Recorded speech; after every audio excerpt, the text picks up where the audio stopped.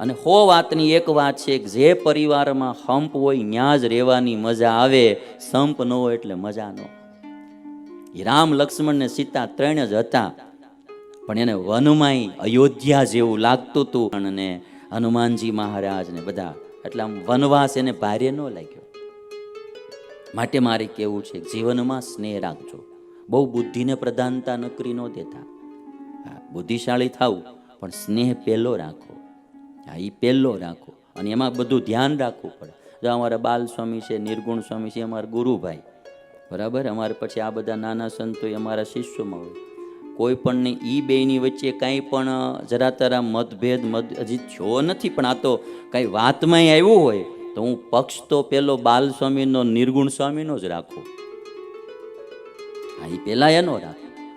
એને કોઈ દી મનમાં એમ ન થવું જોઈએ કે સ્વામી એના ચેલાનો પક્ષ રાખે છે. બાલ સ્વામીને એને જિંદગીમાં કોઈ દી ન થાય. શું કરવા કે પેલા એનું રાખવું પડે. ઓલા તો શિષ્યને તો એમે રે, ગુરુ વગર વાંકે વઢ્યા, તો એની પાસે એ એક શિષ્યની યોગ્યતા છે કે ભાઈ ગુરુ છે ને વઢ્યા. ગુરુભાઈને તમે ખોટી રીતે વઢો તો એને એમ થાય કે મારું એ એનાનો જ પક્ષ રાખે ને, એ એનાનો જ પક્ષ રાખે ને, એમ થાય. એટલે એનું દુઃખ લાગે. પાંડવોને હરપળ એમ રહ્યું કે અમારા બાપા નહીં એટલે આ બધું થયું ને એમ. ધૃતરાષ્ટ્રની રાખતા ન આવ્યું. એટલે ભાઈઓ હોય તો એને પહેલાં પોતાના ભાઈઓનું, ભાઈઓના પત્નીઓનું, એનું પહેલાં રાખવું. જે વ્યવહાર કરનારો હોય ને એને પહેલાં એના ભાઈઓનું રાખવું. પોતાની પત્નીને કદાચ 200 વાળી હાડી લાવી દો ને, તો તમારી ભાઈની પત્નીને તમારે 300 વાળી લાવી દે.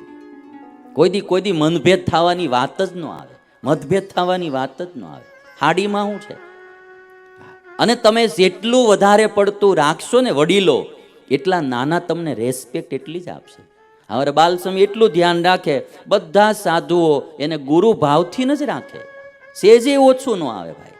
હું અમારા પરિવારની જે અટાણે સિસ્ટમ જે છે એ હું તમને શીખવાડું. સેમ ટુ સેમ તમારે પરિવારમાં કામમાં આવે એટલા માટે કહું છું કે અને જ્યાં સુધી સંપ રહેશે ત્યાં સુધી મજા આવશે જીવનમાં. આ દુનિયાનું કાંઈ નહીં હોય ને તોય મજા આવશે. 5 સભ્યો પરિવારના હળી મળીને રહેતા હોય ભાઈ, તો પછી તમારે આ દુનિયાનું ઓછું વધુ હોય ને તો મજા બહુ આવે.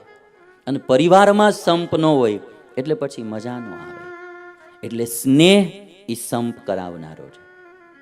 તમને આનું એક પ્રેક્ટિકલ ઉદાહરણ બતાવું. સ્નેહ એક કરે. સ્નેહ એક કરે. અમારે એમ કહેવાય કે જે સ્નેહ ગુણ છે ને, તર્ક સંગ્રહમાં હું ન્યાયશાસ્ત્ર ભણેલો, એમાં એવું આવે કે સ્નેહ છે ને એ જળનો ગુણ છે, પાણીનો. સ્નેહ એ પાણીનો ગુણ છે. એટલે તમે જો લોટમાં, ઘઉંનો લોટ હોય એના એક કણ જુદા પડી જાય એટલા છૂટા છૂટા હોય. આમ ઉડાડો પવનમાં, એક કણ બધા જુદા પડી જાય. પણ એમાં તમે પાણી નાખો એટલે આખા બધા જ કણ એકમેક થઈ એક પિંડો થઈ જાય. કારણ કે પાણીમાં સ્નેહ નામનો ગુણ છે, એ બધાને એક કરી દે. આ સ્નેહમાં એવું હોય, ઓરિજિનલ સ્નેહ અને ડુપ્લિકેટ સ્નેહ. તેલમાં તમને સ્નેહ દેખાય પણ એ ડુપ્લિકેટ સ્નેહ છે. તેલ છે ને એ તમને આમ ચીકણું દેખાય, પણ તેલથી કોઈ દી પીંડો નહીં વળે. બેનોને પૂછી લેજો. ગમે એટલું તેલ તમે લોટમાં નાખો પણ એ આમ પીંડો નહીં થાય. જેવો પાણીથી થાય એવો એનાથી પીંડો નહીં થાય. એટલે તેલ ઉપરથી ચિકાશ દેખાય પણ ભીતર ચિકાશ એમાં નથી. પાણીમાં ઉપરથી ચિકાશ નથી દેખાતી પણ ભીતર એનામાં ચિકાશ છે, સ્નેહ છે.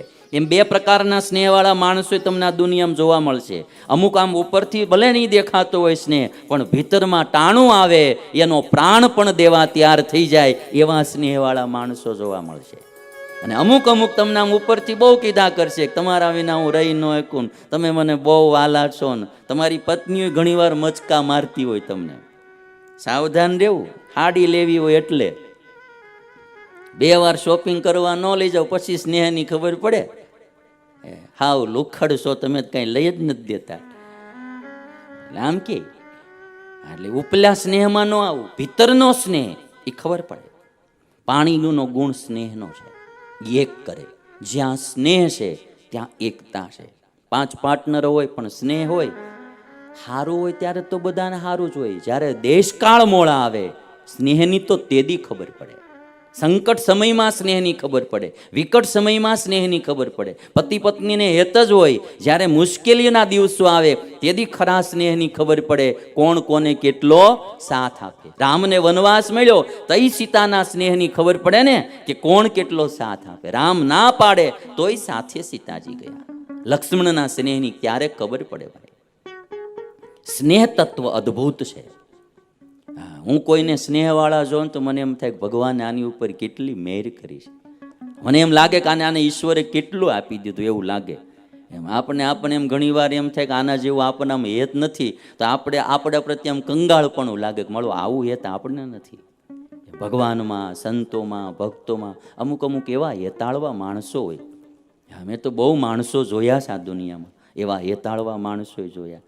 અમુક એવાય જોયા છે કે કોઈ દી માળો વરસાદ જ નથી વરસ્યો એનામાં. કોરે કાંઠ હાવ લુખા. આ કેમ અમુક દુબઈમાં, અમુક આ સાઉદી અરેબિયામાં વરહમાં ક્યારેય વરસાદ જ નથી વરસતો. તડકો ને તડકો, રણ ને રણ. તમે બધા માર્કિંગ કરી શકો, વરસાદ જ નહીં. ત્યાં ગટરોની વ્યવસ્થા જ નથી દુબઈમાં ને એમાં, કારણ કે વરસાદ જ નથી પડતો. ગટર નાખવાની છે નહીં. એમ ઘણાના હૃદયો એ રણ જેવા છે, જેમાં કોઈ દી સ્નેહનો વરસાદ વરસતો જ નથી. અને અમુકના હૃદયો એવા છે. આપણે સૌથી વધારે વરસાદ ભારતમાં ક્યાં પડે છોકરાઓ? ચેરાપુંજીમાં. એટલે હોશિયાર છે. ક્યાં આવ્યું ચેરાપુંજી? ભારતમાં. હા, તો યાર હવે મૂંઝાવાનું હોય. રાજ્યનું નામ આવડે તો મોટો દેશ બોલ દેવાનો. ભારતમાં. બોલો, હવે આપણું ચેરાપુંજી તમે જો કેટલો આખા દુનિયામાં સૌથી વધારે વરસાદ પડે. અમુક ભક્ત એવા હોય છે, માણસો એવા હોય છે કે જેમાં આમ તમારે વરસાદ વરસ્યા જ કરતો હોય સ્નેહનો. એ પ્રેમની ગંગા હોય. જ્યોત સે જ્યોત જગાતે ચલો, પ્રેમ કી ગંગા બહાતે ચલો. આવા માણસો તમને જોવા મળશે સ્નેહવાળા. અને સ્નેહ વસ્તુ એવી છે, સંપ રખાવે. સ્નેહ વસ્તુ એવી છે, ખીચડીમાં ઘી જેવી. હા, એ આમ ઘી દેખાય નહીં ખીચડીમાં, પણ એનો સ્વાદ બહુ આવે ભાઈ. ખીચડીમાં ઘી હોય ને, એ દેખાય નહીં પણ એનો સ્વાદ બહુ આવે. એમ જીવનમાં સ્નેહ છે ને એ ઘીની જગ્યાએ છે.